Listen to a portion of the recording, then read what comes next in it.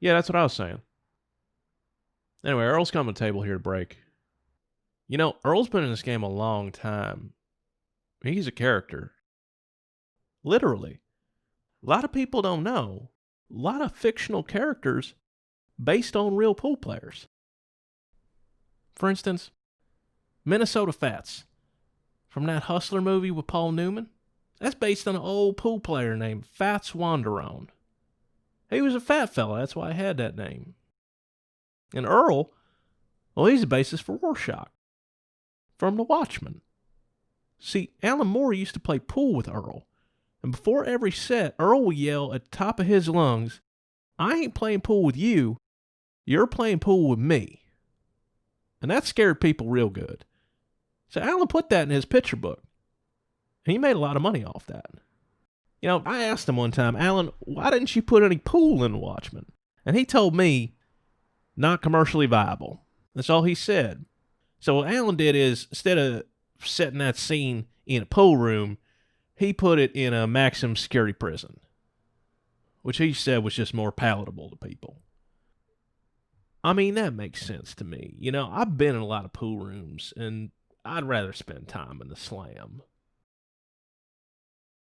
Of course, it wasn't just Earl, you know. I mean, like most characters, it's an amalgam. You know, for instance, Jeremy Jones was the one who used to carry around that "end is nice" sign everywhere he went. People said it was a shark technique.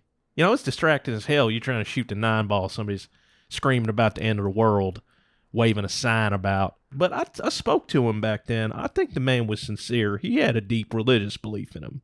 I think, you know, pool just eventually wears that kind of faith out of you in the Lord and in other people. But at the time, I think he was sincere. And also, you know, back in the 80s, before he started drinking, Keith McCready was a vigilante. It's true. A lot of people don't know that. He killed a lot of people, from what I understand. Might be why he hits the bottle as hard as he does. Now, for those of you who don't know Keith, hell, I mean, a lot of people don't know Keith. He's one of the best players ever lived. Sounds like drunk Daffy Duck. I saw him sing "My Way" karaoke in a pool room, no audience. He's a complicated man. Anyway, that's a little bit of literary history for you. Plays 9 ball real good, too. You know, I wonder if Earl was ever exploded by an atomic man. I'm going to have to ask him about that. Anyway, I think he's out from here.